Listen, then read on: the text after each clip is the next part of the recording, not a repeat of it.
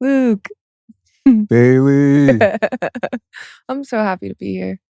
I'm stoked. It's always a great day when you come to Texas to hang out. Mm-hmm. Always have good conversations. Yeah. It's way cooler than ever doing anything online. Yeah. We had a fun day so far. We just did the Teal Swan interview, which was super fun. One I've been working on for a number of years, and again, another one that I just didn't want to do online. I'd rather do it in the same room, which was a good move. Especially sitting here by a nice fire. The most beautiful environment ever. I was in disbelief sitting on that couch watching you interview Teal Swan. It's like my life is unbelievable sometimes. I've been watching her for like 8 years. She introduced me to so many just teachings and understandings that, they brought me to where I am today. Did you find, I asked this because this is kind of a barometer of, for me, the authenticity and validity of teachers is when you're in their presence, are they the same person that you thought they were, or that they appear to be when they're teaching and they're in their element? I got the sense from her, she was exactly the same sitting here as she was when the cameras weren't running. When she walked in the door, she's the same person. There's a continuity that I enjoy around people, where they're the same person regardless of venue. Yeah. Did you find that? I was pleasantly surprised by how goofy she was. I love that. She's the same person. When she would go into the more, I guess, like the spiritual teachings just in conversation, it's like it kind of turns on a little bit. But there was nothing inauthentic about her at all. Cool. Yeah. And we do have a great venue. Shout out to my friend Cal Callahan and his wife Peyton for lending us their house while our usual location at my house was being used for something else. So it worked out great. I mean, I'm kind of spoiled now, though, sitting in this environment. For those listening, it's like we're basically in a spaceship out in the country in Texas. There's no other way to describe it. And those watching the video will get a sense of it. But yeah, it's really something I could get used to. Yeah, the shapes are really nice here, and the elements, the stone and metal and wood. It's really special. Yeah, it's weird when you go into an architecturally thoughtful structure, because it makes you question, why are all structures not designed and constructed in that way with thoughtfulness and intentionality? And of course, some of it has to do with the expense and practicality of it, but I think a lot of it is just human beings are inherently lazy, and they want to get from point A to point B with the least amount of friction.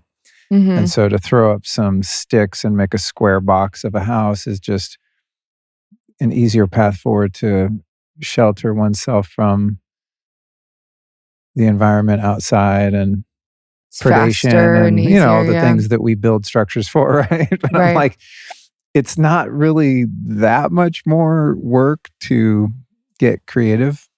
Maybe it is. I don't know. I've never built a house, but well, so I have heard that when it comes to like government buildings and churches and things, they ended up looking into it to see like, why are they all so stark now? Is it the expense? And it seems like no, the expense is pretty similar, whether you're making a beautiful structure or a plain, and a devoid of personality one. So, well, that could go in a really interesting direction. You got me thinking. I won't take it there myself, but like the space we're in is really beautiful and creative, and maybe someone listening will have been present at Allison's Ceremony Circle and Dogon event. We had quite a few people here for that. That was the only kind of public event that I've been to in this space, but there's intentionality to create a harmonious inspiring, life-supporting space, but it could be said, and we don't know for sure, but that the ugliness we see in some postmodernism could be intentional, designed with an intentionality, but rather than to inspire, to actually dull our senses and create something that is intentionally ugly. Yeah, soak up and drain creativity and innovation instead of inspire it. Yeah. And I'm sure many people listening, like you and I, have been geeking out on the Tartaria, like hidden history of different cities and architectures and the mud floods. And you start looking at history and you see there's, the world fairs, and they're like, oh, these are just paper mache buildings we built in 3 weeks and just threw them up and then burned it all down. It's like, because nothing meant anything back then. Or like all these ancient monolithic structures were built on the backs of human slaves, or horse and buggies were hauling around all these giant marble pillars that are like 100 feet tall. It gets to the point, and I don't even know what you want to talk about today, but we might as well go off on this for a second. It gets to the point where, for me at least, that you realize almost everything that we've been fed is some version of a lie. It's just like, what is not fake? It's crazy. Our calendar's fake. The language, the Latin languages, I won't say they're fake, but they're limited in their expression. There's hidden parts of them. Yeah. What we think of as space and other planets and stars is fake. Dinosaurs, the way we think of them, are fake. Fossil fuels. I mean, money. Nuclear weapons. I mean, you start like really doing some research. If you're a, what do I call it? It's not a conspiracy theorist. It's a pattern recognitionist. I like that one. If you guys want the shirt, by the way, pattern recognitionist, go to lukestoreymerch.com. That's the site, right? Yeah. Have all kinds of great hats and hoodies and t-shirts on there with all of my funny little slogans, that being one of them. But I think as you start to wake up as an individual, well, this is what happened for me. First, I started to see all the things about myself and the way I interface with other people in reality that were inauthentic. You start finding the parts of oneself that are not real and surrendering those and letting those go. And then what you're left with is a more authentic version of who you are, right? And so the goal, I think, for many of us, it definitely is for me, is to become as authentically me as I can. But in so doing, you also get tapped into so much falsehood in the world. The reflection. That's been propagated. So it's a really interesting part of waking up to who you really are as a person, because you start to see that the person who was in many ways false and unconsciously living their life was also interacting and interfacing with a world that was also a projection of falsehood in many ways, right? So you realize like, oh man, I've been living my life as someone that's not even me, through coping mechanisms to deal with trauma or feeling like you don't fit in or wanting to fit in, whatever it is, right? And then you start to become more grounded in who you really are. And then you realize so much of what you've been fed, or so much what you've bought into in terms of your worldview and history and the way things are or aren't, your perspective of reality has also been largely false. You know? And there's definitely a, I don't know, sort of a ongoing, sometimes macro, sometimes micro dark night of the soul, when you're like, what is actually real? Because the further you keep sort of pushing the boundaries of your perception and your reality, you find that so much of what we have been told is actually untrue. And so many of the things we believed about ourselves were untrue. Yeah. It can be really scary at the beginning of that. I think I was reminded of that last night. I got in a little friendly debate about Alex Jones and the things that he talks about. And I saw this look on her face of just like, she had to turn away from the possibility that there are all of these systems working to create a reality that we're not aware of, and they're manipulating us, and there's so many things that are hidden from us. When it's massive like that, it's so scary. I think we did it, a long time ago, probably 10 years ago for me, maybe more for you. So it's been a long journey, but for someone who's just starting, that can be, world crushing. It is very confronting, but I think it also, something that's become apparent to me over the past 3 or 4 years, when so much of our reality has been revealed to be implanted in us. Yeah. There's just so much falsehood coming to the surface, right? Which some people could say is a negative. I don't view it as necessarily negative. I think what's happened is the overall collective consciousness of humanity has arisen to a certain point where the aspects of our civilization that used to exist in the shadows are no longer permitted to exist in the shadows. There's too many people that are awake, that there's too many flashlights peeking in the corners. The veil is so thin. Yeah. But the interesting thing about it that's helped me reconcile the ways in which people are confronted by or in a state of curiosity about the nature of reality and the nature of truth is that a lot of it's based on our innate hierarchy of values. So when I look at someone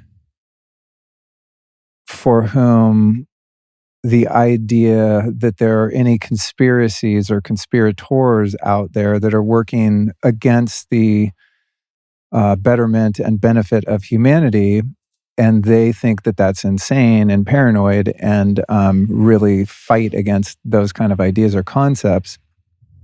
For an example would be someone who, wears a mask alone in their car, for example. There was a part of me when I first started to see that would be judgmental against them, Sure.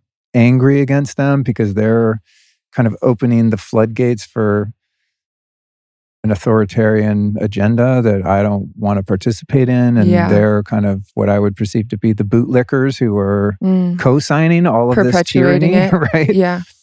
But I've looked at it, and it's like when it comes to values,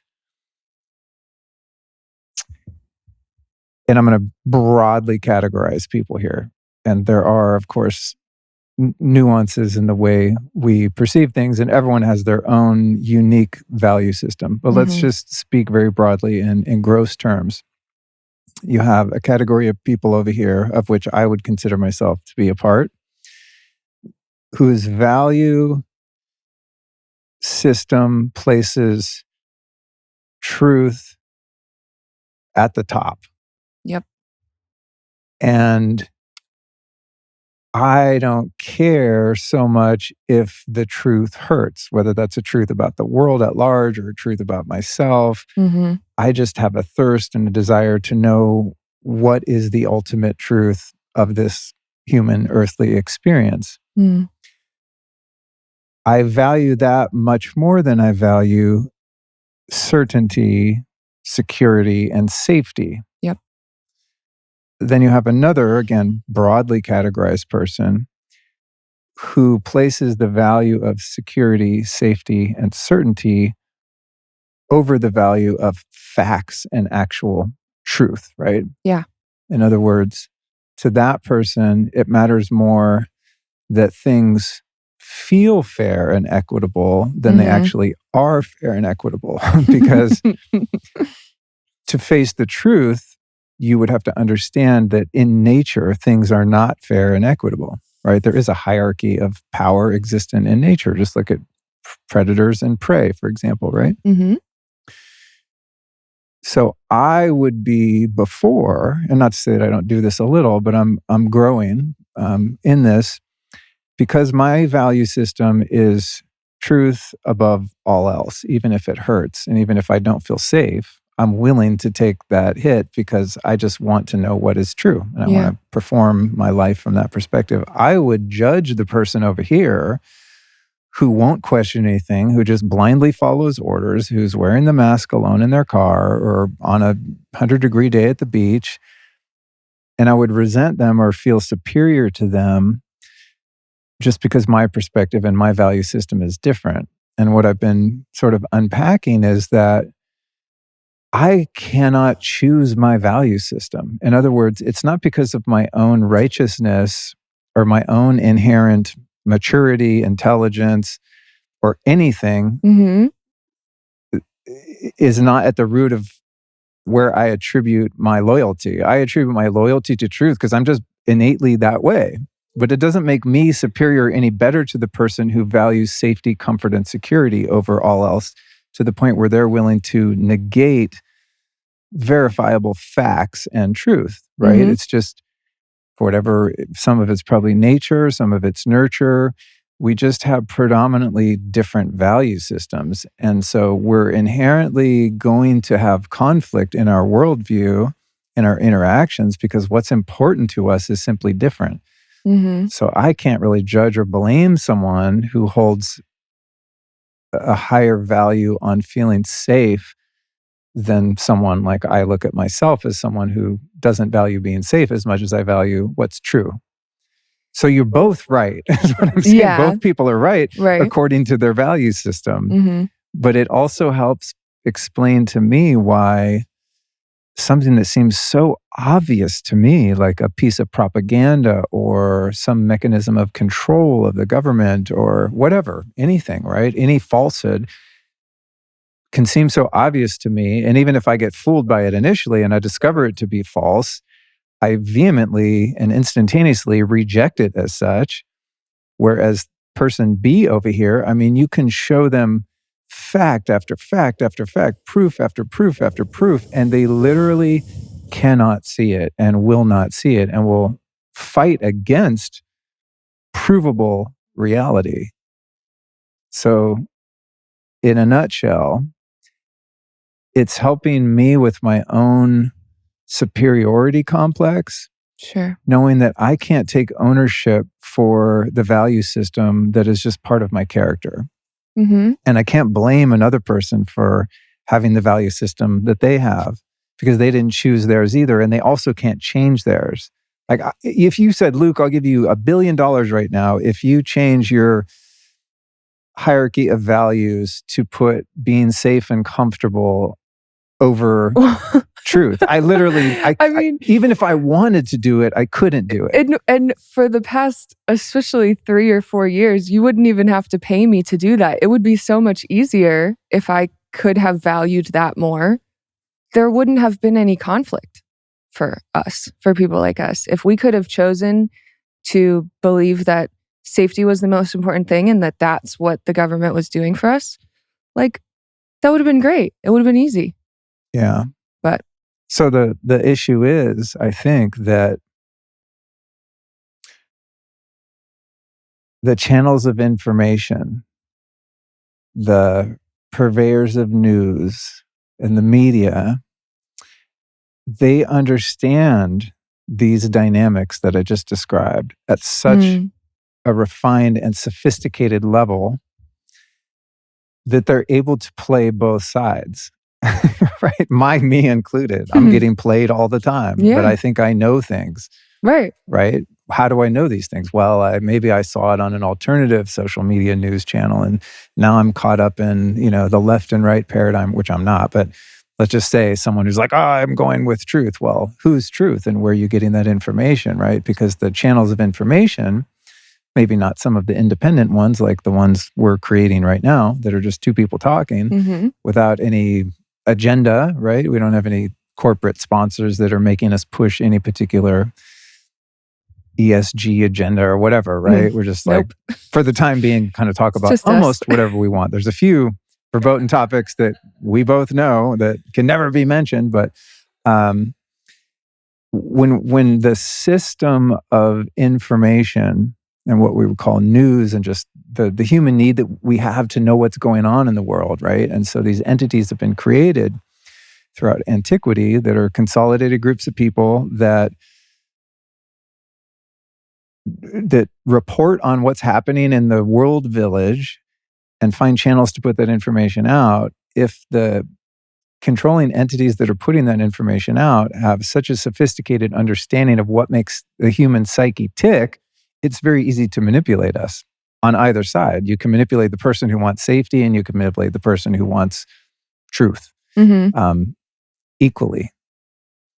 So that's what we're up against, right? So then this is where the refinement of one's intuition, and I think for both sides of that, and again, there's not two sides like diametrically opposed. We all have a little of both. I like to feel safe and secure and know what's going on, just like the next person. But it just comes to like gun to my head. Which am I going to choose? I'll choose the truth, even if it hurts, over certainty. I'd rather be uncertain than be caught in a lie, right? In a false paradigm of reality. Right. Or be confused. Yeah. Yeah. So it's... and not know it.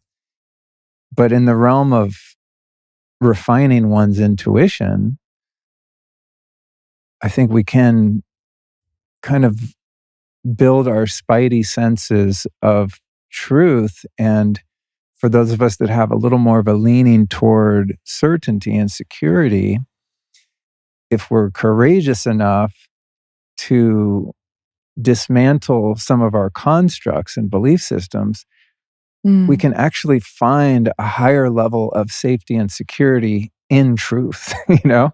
Yes. That's the thing. It's the only place for that. Yeah. It's like that's the rub there, is that when you really pan out the gold, it's like what we're all looking for is that safety, security, certainty, and ultimately it can't be found in falsehood. It can only be found in fundamental truth. And so whether that's your value system predominantly or not, that's where you're going to arrive, because eventually all falsehood is going to disintegrate before you, whether in this lifetime or beyond, and you're going to be faced again with the nature of reality as it is, actual, fundamental, universal, objective truth. Because actually, this is a step further, falsehood in and of itself doesn't even have a real existence in reality. Yeah. Right? It's just the absence of something else, which is the absence of truth. It's like truth eclipses and negates all falsehood. Right. Because it's the primordial essence of existence and reality. It's the only thing that's real. Yeah. Right. The other things are, well, I guess maybe they're in here, in your brain. They're almost like a hologram. Like you can look through all these different angles and convince yourself that something is true, but if you can actually see it, none of that exists. But we've arrived in the place where I was planning to take this conversation anyway, which is, of course, as we normally do. Fun. About how we are constructing our own realities. And how can we be aware of the building blocks that we're using to create our reality? You talked about our thoughts being implanted earlier. I would love to hear about how that affects the world that each of us individually live in. Well, our reality is created solely by our perception and our interpretation of our perception. Say I get a poor night's sleep. I'm stressed out. I have some conflicts in my personal life that are unresolved. And I leave the house in a state of irritation and anxiety. What I perceive the minute I step into my car and exit my driveway and get down the street is going to be colored by my internal state. It's the same driveway, it's the same street. When I get to the gas station, it's the same clerk, and then I run to the bank and it's the same teller. go to the grocery store, grab some food. It's the same cashier, right? Objectively, it's one reality and one world that I'm interfacing with, but it's going to be colored by my internal state because that's what's creating my interpretation of it. So it's not only that things look different based on how I see them, it's that they actually become different.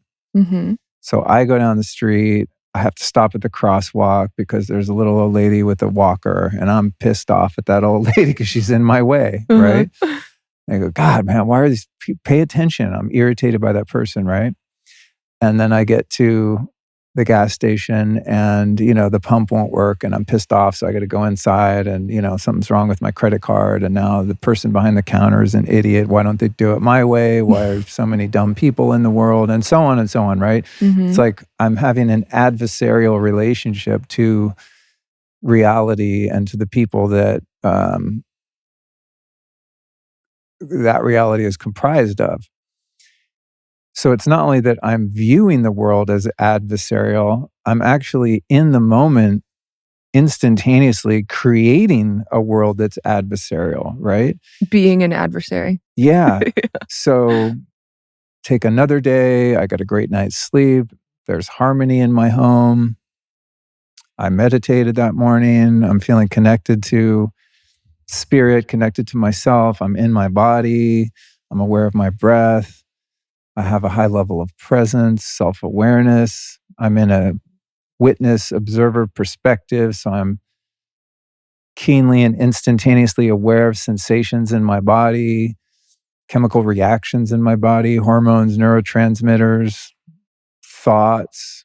Everything's slowed down, right? Because I'm present. And then I go out of the driveway and I stop and the little lady with the walker is walking across and I just have a completely different experience of her. I see her as somebody's grandmother. Maybe she's my grandmother. I wonder if her kids are still alive. I wonder if she had kids. I wonder how old she is. I wonder how long she's going to be here. I wonder if it's difficult for her to walk around with that walker. God, that must be tough. Yeah.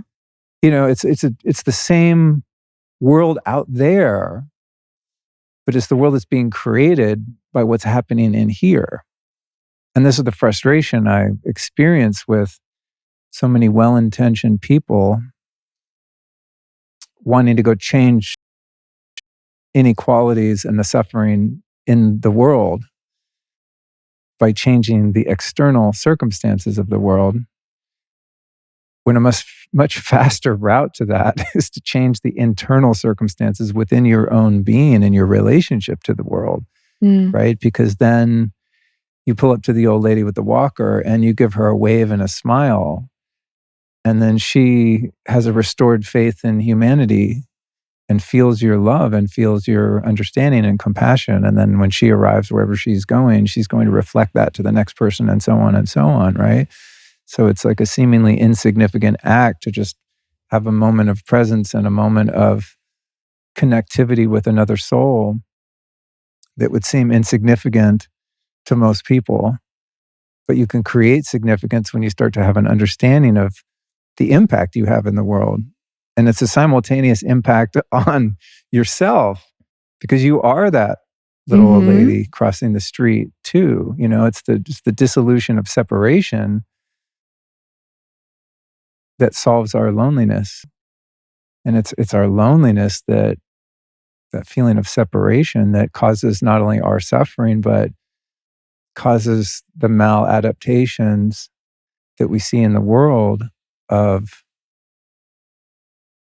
using, abusing, exploiting, discounting, ignoring, denigrating, criticizing other people, right? It's like everything comes down to our perceived separation. So living in a world wherein one's priority is putting forth some effort and intention to notice the connectivity in everything, right? To have that sort of omni-awareness.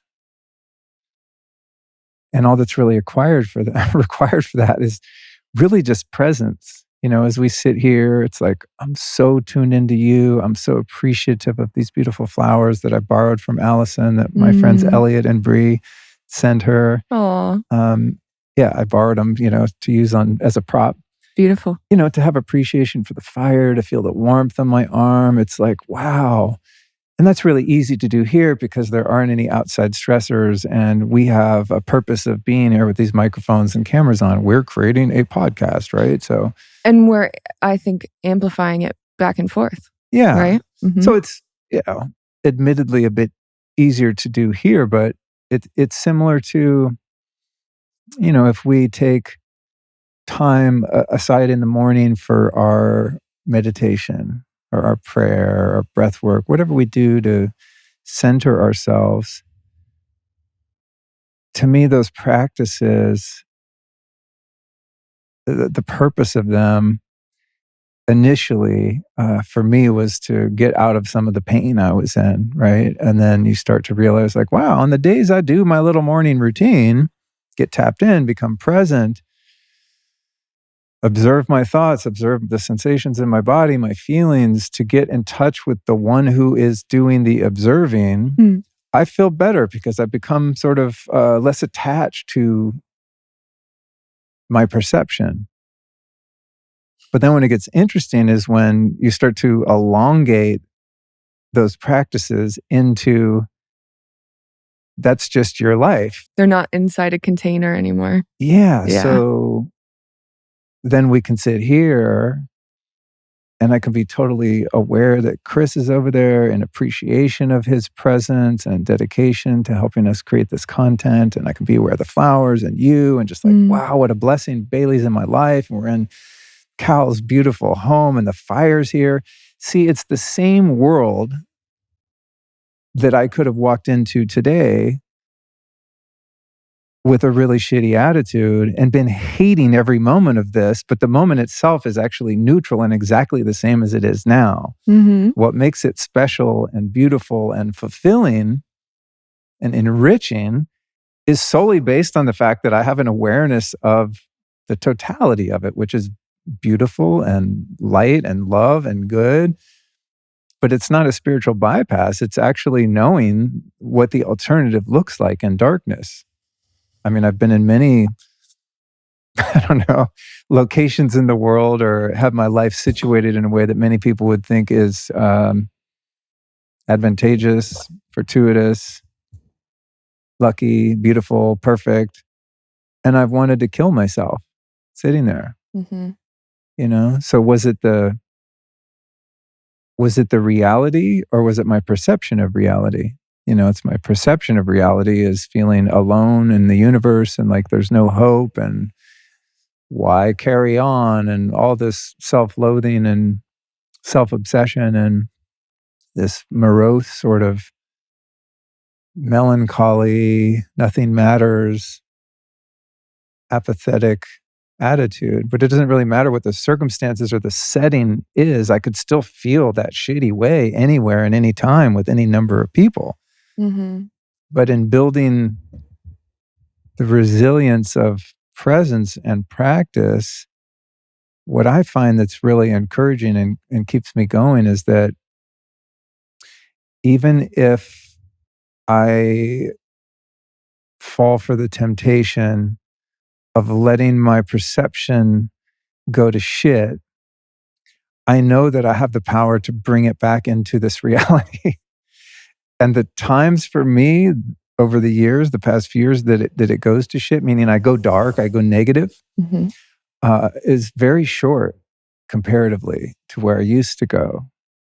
Back in the day, I had no sort of agency over my perception and my reaction to the ongoing dramas of life. And I would go into a dark place sometimes for a really long time, months, then maybe a few years to get it down to weeks, then get it down to a couple days, in a funk, like a dark place. And then cycle down there. then it's maybe you have a couple bad hours, course, bad and good is all subjective and open to interpretation because it's all good in the end. Like if you're cultivating these practices, then you're able to use it all, like the dark and light parts of yourself and your life experience.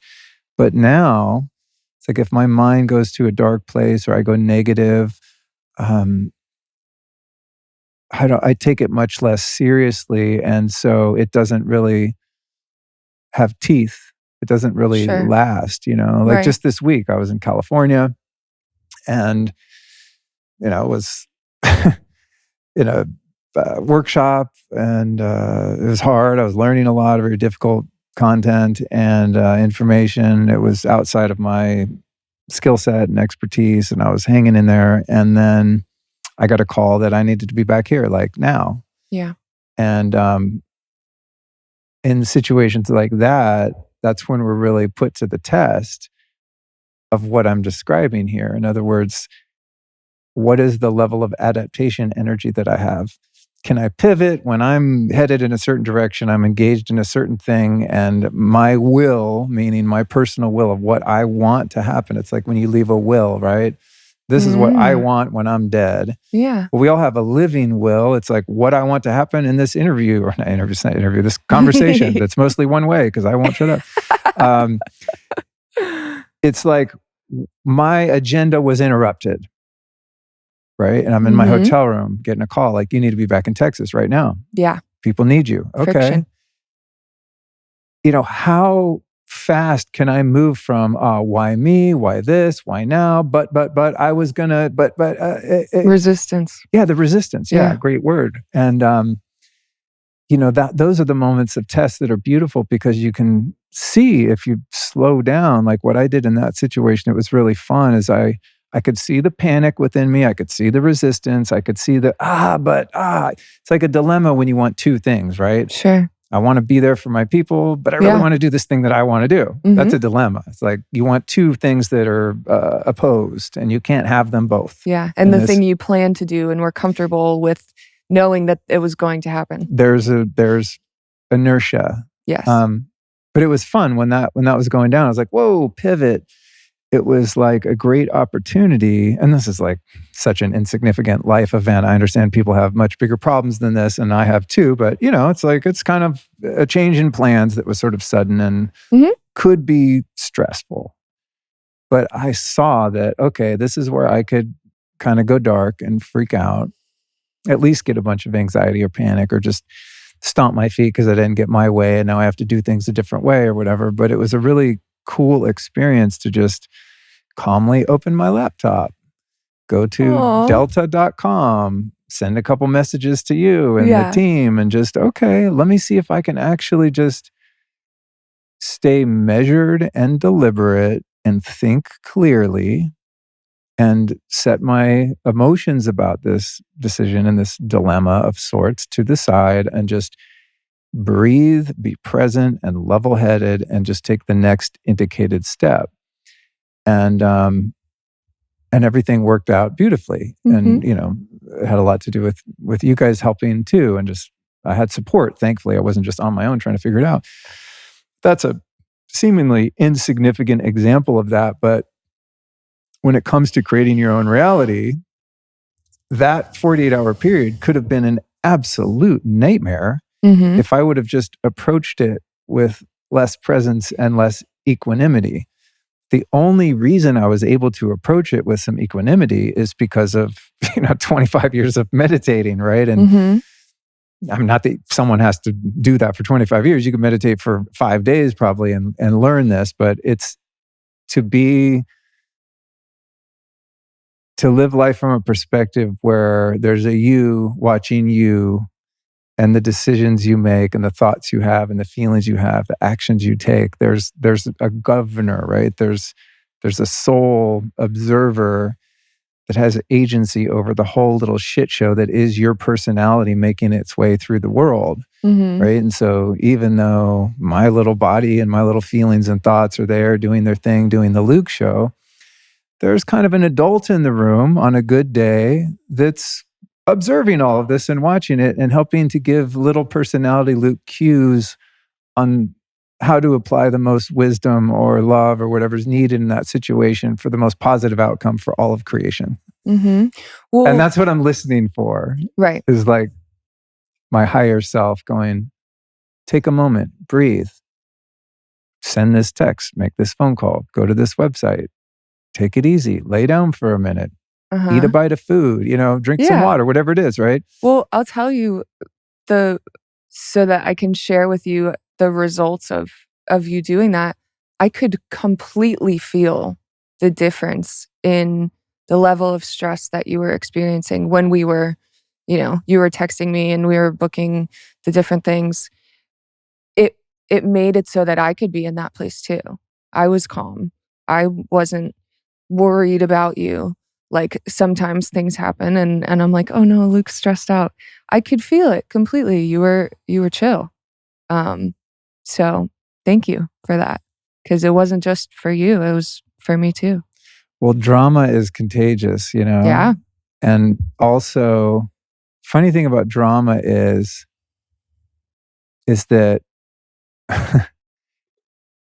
we all need attention, right? And when we're going through something difficult, we need more attention, right? Yeah. We need that sympathy. We need someone who can see us and understand us. So yeah, and love. Something I love observe you. with myself is like sometimes creating drama to give everyone else drama so that they're there for me and I don't feel alone in my drama. Yeah. Right? It's like misery loves company, I guess is one way of saying that. Right. So it's funny because when I was messaging you guys, like I felt like I was being kind of a little panicked and urgent. It wasn't until hindsight I look back and I go, actually, Luke, not bad. You did all right. Like you could have really flipped out at such a sudden change. And just I have such a hard time with travel and rental cars and different airports. Like I'm very controlling about the way I travel, and I want the shortest flight with no layovers. And I just really have a hard time with flying around.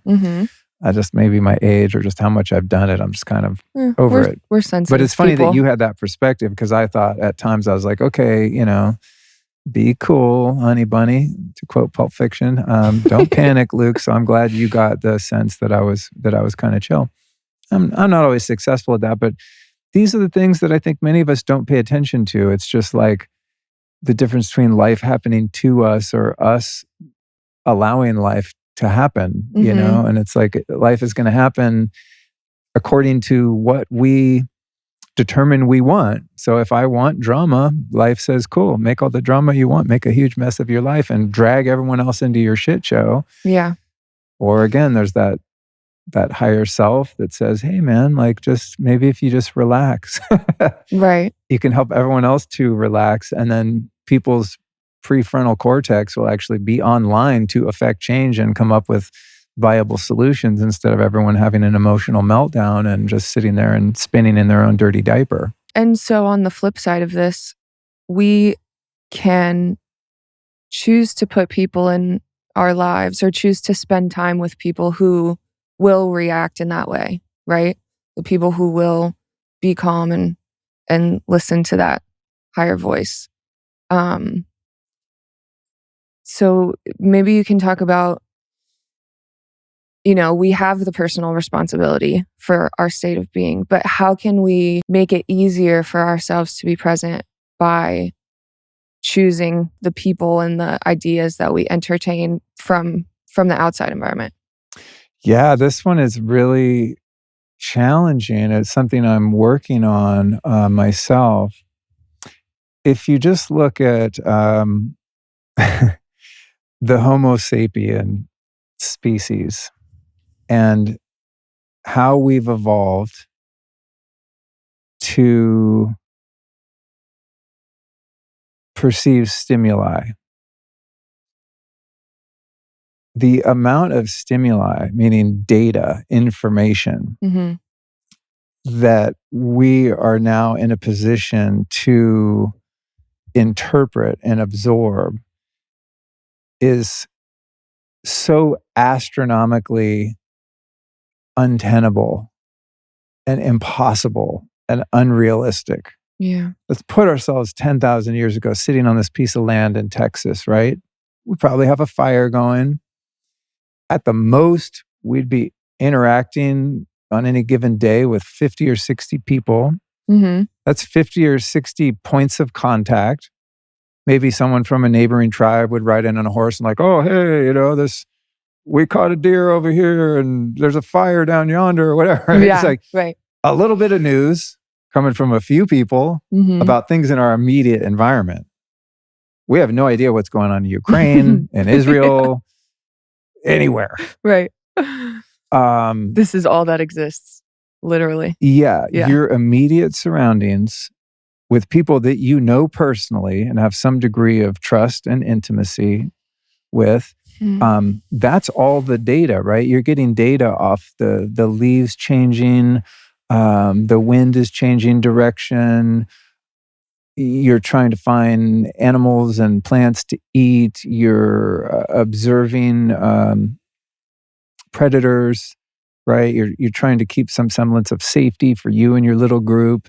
You're maybe packing up your shit seasonally and migrating to another area 5 miles down the road where there's less snow, right? It's like our lives are so simple. It's about procreating, protecting the offspring,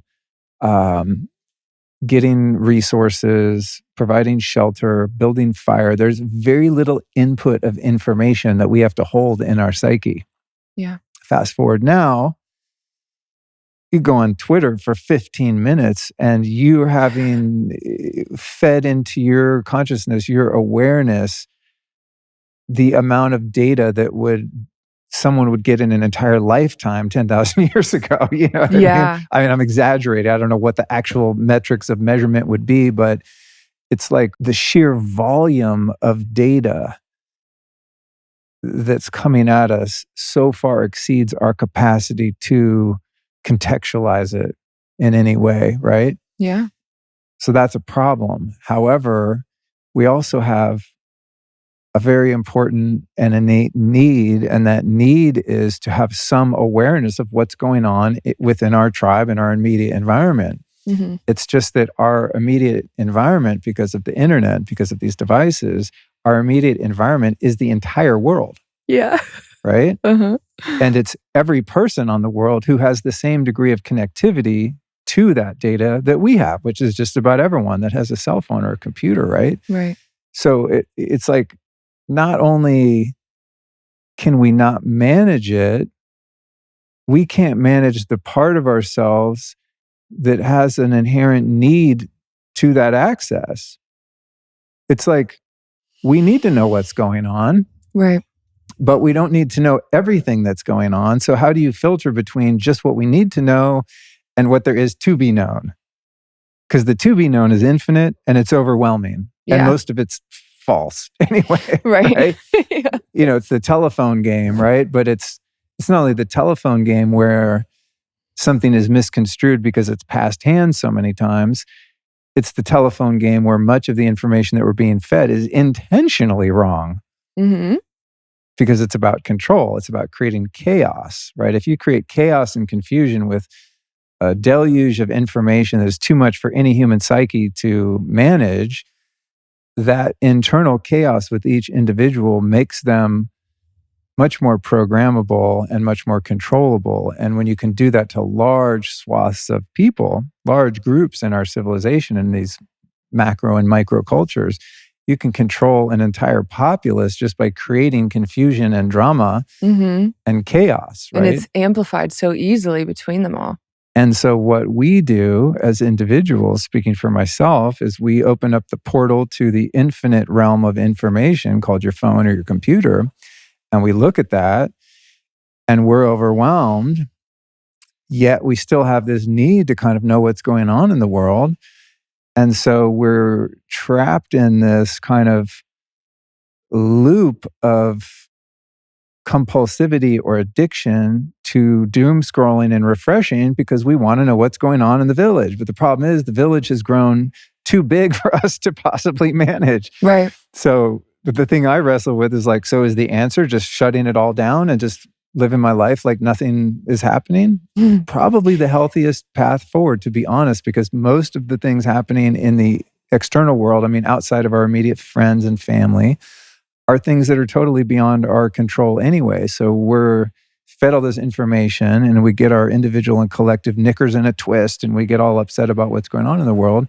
And the things we're upset about are largely things about which we have zero control or influence. The control or influence is actually being created by overwhelming us with so much information that we just throw our hands up and don't do anything and just go along with whatever is being presented as the solution to the problems that have been artificially manufactured and overwhelmed us, right? Mm-hmm.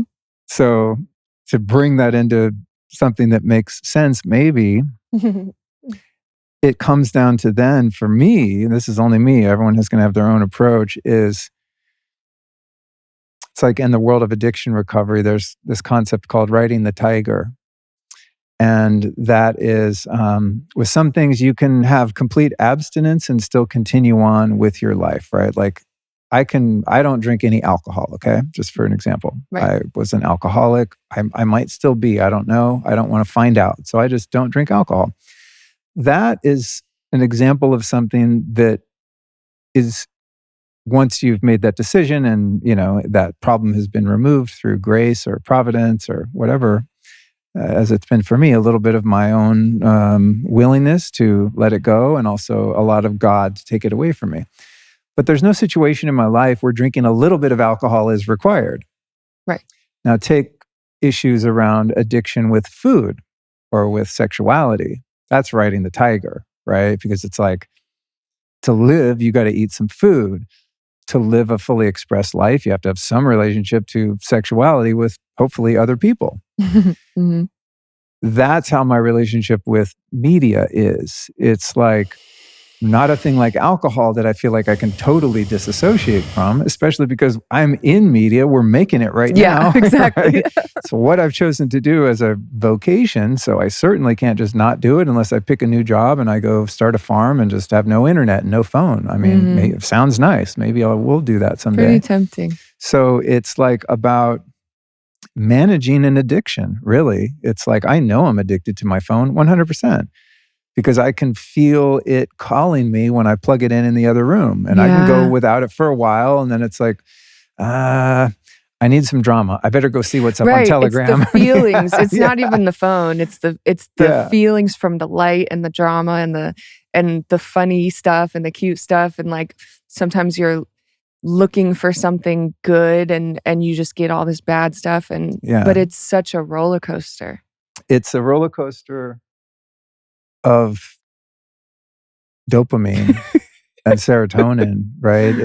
It's our internal reward system, right? It's like we get those little pings of things that feel good and we have an attraction to them, but because of the way the human psyche is wired for survival, we also have an equal pull and an equal attraction to bad news. Right? The negativity bias is like we want to feel safe and secure in our environment. So we actually do want to know the bad news, and we should want to know the bad news because that's how we know, there's a fire coming over the hill. Right. Someone rode their horse in and said, hey, heads up, move your camp.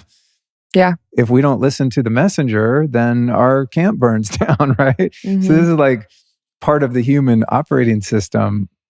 So it's a riding the tiger thing. It's like, okay, how do I be open to the messenger coming over the hill to tell me about the fire, but not be obsessing about it and checking for him every 30 seconds? I thought I heard some hoof steps. Like, so it's a complicated and complex predicament that we're in of having our finger on the pulse of what's happening, but not having our entire experience colored by that pulse. Knowing that much of what we're picking up from that pulse is actually untrue. So it's a very complex problem. It's not only that we get too much news and too much stimuli, it's that a lot of it is actually meant to addict us and meant to scare us and meant to create chaos to control us. So that becomes a really interesting practice in wearing the world like a loose garment, of being in the world and not of the world. And for me, practices like meditation and observing my own internal landscape and my reactions to sensations in my body, to emotions, to feelings, to the types of thoughts I have, to observing when a thought is telling me, oh my God, humanity's screwed, or oh my God, they're going to get me, oh my God, I'm going to die, whatever it is, that's helpful. What's, I think, been, and this is just my experience, I'm not recommending this for anyone literally, but I'm just being honest. In my experience, going to places with plant medicines and psychedelics where I've experienced brief moments of what might be called super consciousness or hyper awareness, or moments in which the constructs of my intellect, ego, persona, my individual experience of who I am have been disintegrated temporarily, to the point that it feels like there's not a me there anymore. Mm. Some people call it an ego death. I mean, there's a million different ways you could say it, but it's like if you die before you die, when you die, you don't die. Yeah. Coming back from those mini deaths and those micro deaths, coming out of an experience like that and realizing, oh my God, I'm still alive. Like I'm breathing, I'm in my body, things are starting to normalize, I'm reintegrating, I've been disintegrated, like we talked about on our last conversation. Mm-hmm. It's like I'm starting to put the pieces of my persona and my reality and my worldview, that I'm putting that all back together so I can kind of function as a person again.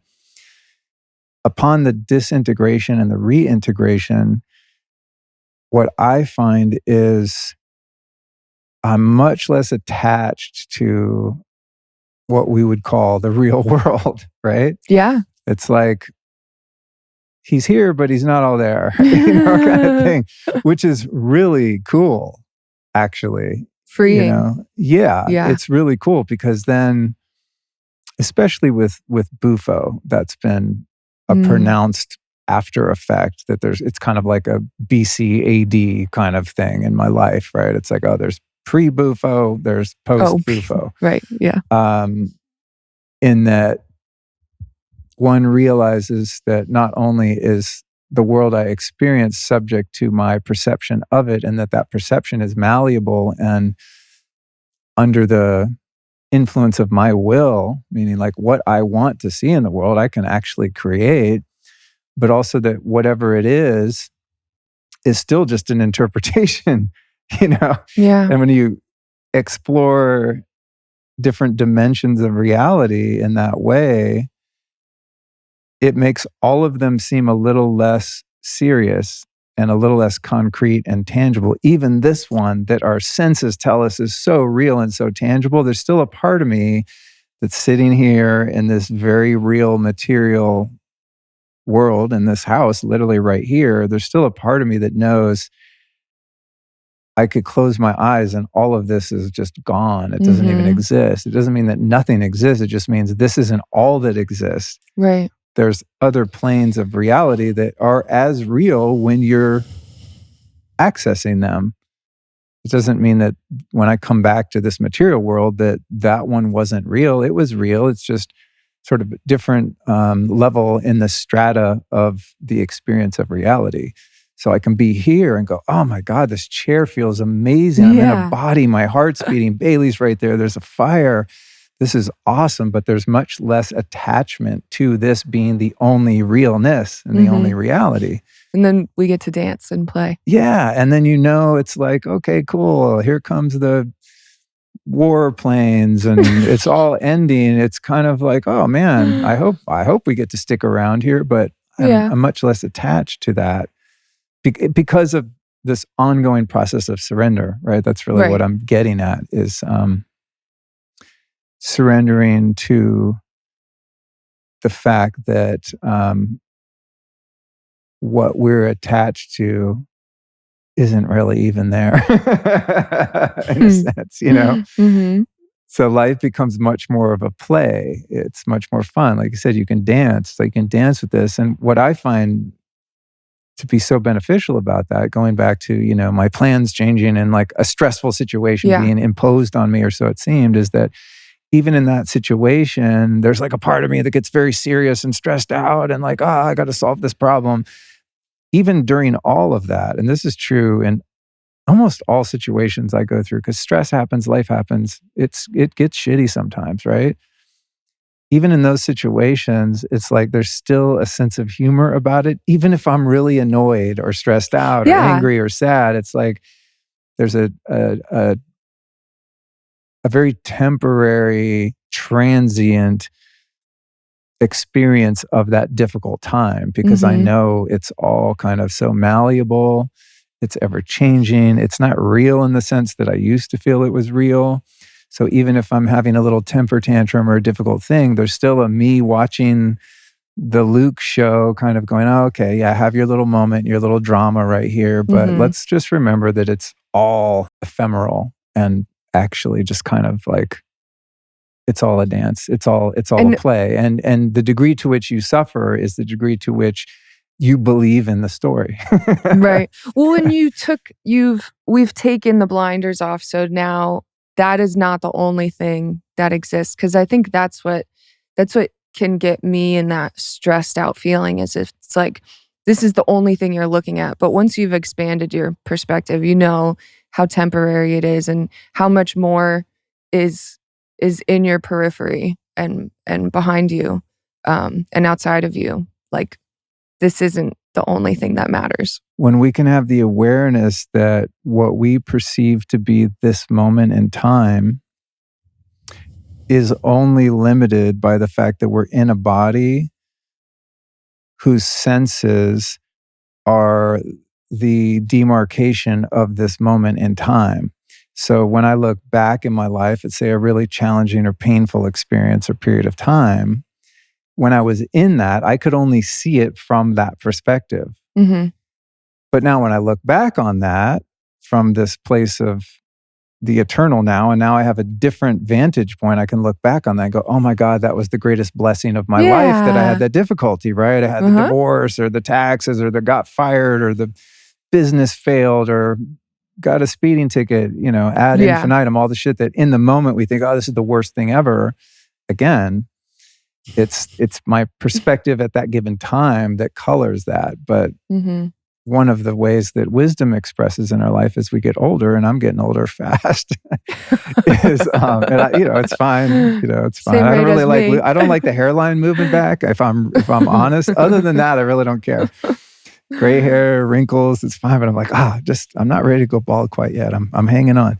I'm kidding, half not kidding. So.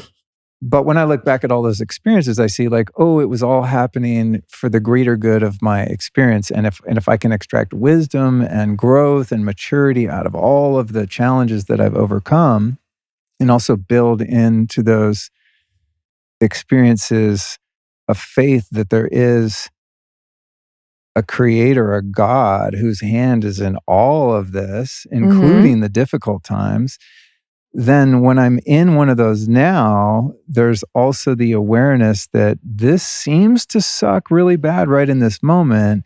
There's also a part of me that knows it's colored by the perspective that I have in this point in time. And just like all of the other challenges I've overcome in my life that seemed horrible and insurmountable at the time, say today I had the shittiest day ever for whatever reason. A fireplace blew up right here in the middle of the podcast and it was the biggest drama ever. 3 months from now, a year from now, 10 years from now, 20 years from now, I'll look back on this and laugh because of the purpose that I was able to derive from that and the positive impact that it had for whatever reason, for the things that transpired after said labeled bad event, right? So we start to get perspective and then you realize, wow, everything in the past and the present and its impact on me is solely viewed by the labels I give it and the meaning that I attribute to it. And when it gets in that, then life becomes really fun because you can even be in suffering and know that that suffering has a purpose, no matter how bad it sucks, right? Because it's part of our experience. But the level of suffering is dependent on how much belief and energy we give it as being a negative. Like literally, I think it's possible. I mean, this is probably a stage of enlightenment I don't know if I'll ever achieve, but to live one's life in a true sense of neutrality where nothing is labeled good or bad. And it's the non-dual perspective. It's like everything just is. And all you can do is sort of set your internal guidance, your intuition toward what you perceive to be the most positive and benevolent outcome for all of creation and everything it includes, right? I'm just going toward love. I'm going toward goodness, toward kindness, toward light. It's like I'm aiming toward that, but because I'm not God, I'm just an aspect of God. I don't know what's going to get me there. So every situation in which I suffer could be the greatest gift of my life. I just don't know it yet. Yeah. So the job for me then is to be willing to experience discomfort or pain or what we might call suffering, but to have the higher perspective that it's very possible, if not likely, if not even automatic, that there's some benefit to be had from it, even if it's just an important lesson to learn. And what was required to learn that lesson was a lot of discomfort in my body and mind. It's still worth it, right? It's like grist for the mill. There's a purpose to the suffering. And when suffering has a known purpose, it's not really suffering anymore. It's just like, wow, it's an uncomfortable feeling in my body. It's some dark thoughts. It's some emotions that I wouldn't consider preferable, but it's doable and it's surmountable. It's not the end of the world. It's just like, it's a rough patch that's giving me an opportunity to grow and evolve and expand my capacity. I think a lot of times those situations, they guide me towards more truth. You can look through the reactions that you're having, and it's usually the thing that you don't want to look at the most. That's where you can find the truth. You just made me think of something. Whenever I talk about stuff like this, it's like I really aim to come from a place of personal experience. In other words, talking from something rather than about something. To have some level of not just intellectual understanding, but some level, however fleeting it might be, of mastery over that. And so when you were just talking, I thought of, which is really easy to think of, this ringing that I have in my ears. And that's a great example of something that I have in my life right now that I really prefer was not the case. And I'm doing everything I can to try and change it so that I can experience quiet again, right? Silence again. And so sometimes I'll find myself feeling sorry for myself about it. I'll feel hopeless or frustrated or just cursed. God, it's like I have such a good life. I'm doing so many great things. I'm helping people. My life has purpose. It has meaning. I'm constantly seeking out wisdom and applying it in my life. And it's like, man, why am I living with this?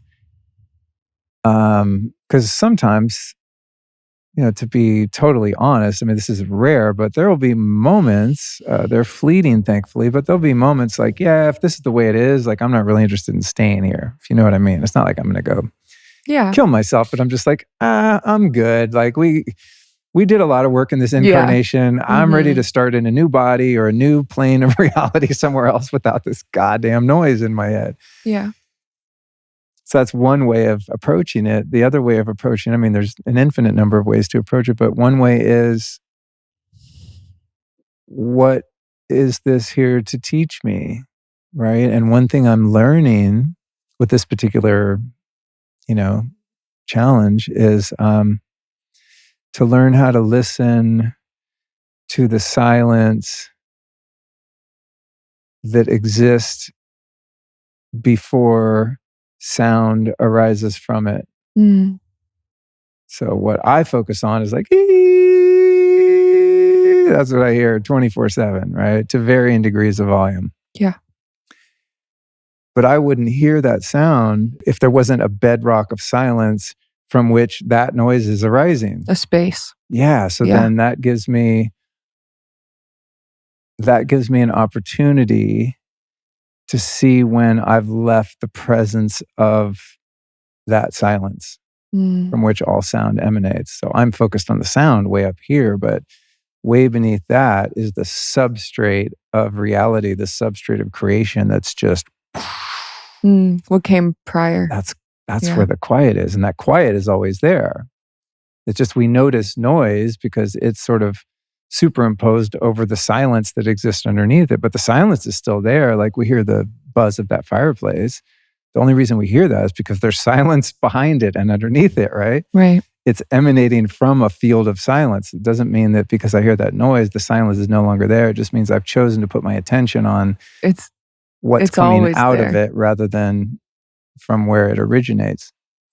So that's a great practice, right? So that's one of many examples of seeing something that could be perceived as a liability, a disability, a handicap, a curse, to seeing it as a reminder that there's more work to do. And man, if you can't, I don't know what one would do if you can't contextualize challenges or difficulties in that way, because then it just seems like life is not fair, right? Yeah. And when life's not fair, then that leads to apathy, because it brings about, well, why even bother, man? You know what I mean? It's like, why even try? That's apathy. Apathy is a really low state of consciousness. That's like way beneath guilt, shame. Maybe those are the next up, and then you get to, anger, hatred. I mean, you're getting higher. You know what I mean? Apathy is when you don't care about anything, and you don't care if you live or you die, right? It feels like a goop. You're like, it's so gooey, and you're just like stuck in it. To claw your way out of apathy is that's hard. It's a very dark place. The minute I, for example, hear that ringing in my ears, and I see myself go to, this is that, the witness observer kind of awareness, and I see myself go to, man, why am I even alive? Like, why this happened to me? Any of that shit, self-pity, whatever. Yeah. I've already lost the game, unless and until I can have that present awareness to be able to observe my thoughts and feelings, and then go, ooh, I don't like that one that just floated by. Let me look for a better perspective. And that perspective, as I just indicated, was, okay, what is there to learn here? Ooh, now things have opened up, right? There's meaning. Yeah, now it's like, oh, wow, this is actually a great tool to find an even more profound level and degree of presence, to find that silence beneath all noise. Whoa, okay, now this is interesting to me. Would I still prefer to not have to learn it that way and have just like normal ears? Yeah, 100%. Maybe I'll get there. I'm going to keep trying, right? So it's like surrendered action. Surrender isn't just like, oh, well, I have this ringing in my ears and that's just the way it is, whatever. I'll just go to a concert and watch Metallica and make it worse. Who cares? I wouldn't go see Metallica anyway at this point in my life, but just trying to think of what would really irritate my tinnitus, or tinnitus as some call it. There's that path, but then there's the holding faith that I could find a solution. I probably will, but what am I going to do between now and when the solution avails itself to me? Suffer? No, I'm going to use it as a tool to increase my level of present awareness. And to be grateful for the things about my body that still work well, that don't have maladaptations or dysfunction or whatever. There's a lot of things that are going perfect in my body, and I love on my body. And instead of focusing all my attention on the one part of my brain or body that seems to be really distracting and problematic at times, man, I can think about, wow, at 53 years old, I've cared about this body now for a long time with a lot of reverence and dedication, and in almost every other way, I'm in tip-top shape, so I can focus my attention on what I want, which is more of that, versus what I don't want, which is this kind of nagging, distracting experience. Right. Live in the gratitude. Yeah. Yeah. And hey, man, all the shit that I'm sharing here today is, it's a work in progress. There's some moments it's better not than others. 24/7. Yeah. I mean, it's like, I believe in being honest and real, and I think authenticity is one of the most powerful ways to serve others, right? Is like say, hey, these are the possibilities, and sometimes I'm in that possibility and sometimes I'm not. Yeah. And we need that from people, right? I mean, there's people that I respect and looked up to, great teachers, authors. I mean, all throughout my journey, there's been so many people that I've learned from. And one of the consistent qualities that has drawn me toward those teachers has been their honesty and authenticity, and them being able to access their vulnerability and their humanity, right? And so I always like to say that kind of thing, because talking about these sort of lofty ideals and, right. In a perfect world, this is what a day in the life of Luke looks like. And it's not always perfect. Sometimes it's messy and sloppy. But the point is that life is inherently imbued with highs and lows, right? The cool thing is, over time, as we keep ascending these levels of consciousness, the highs keep getting higher. And when you hit a dip, that low is still higher than your low from before. Mm-hmm. Right? And we're aiming it, right? It's not, I mean, if you're not intentional, then I guess maybe you're just letting things happen. But, we're aiming for these ideals. And that's what this conversation is about, because that's where we want to be. And the more effort we put into being there, the more often we will be. Yeah, the universe responds Mm-hmm. to whatever we ask of it, not in our own time, not in the ways in which we sometimes prefer or envision, but you're so right, setting that intention. It's like if you set an address into your GPS, right? Yeah, exactly. You might go all kind of crazy ways out of the way to get where you're going, but because you have the address in your GPS, provided everything's working right, you're going to end up where you want to go. And if you just get in your car and start driving around and go, I'm just going to go wherever the car feels like taking me, you're going to end up in hell. That's right. in a traffic jam, to keep the analogy alive. Yeah, I mean, looping. Yeah. So intentionality is the key. Well, thanks, Bailey. It's always a fun conversation. I love that at least I never know what we're going to talk about. And you have a knack for piquing my curiosity and interest about things that I like to talk about on any given day. So thank you. Yeah, you're welcome. I think we make a really good team still. Likewise.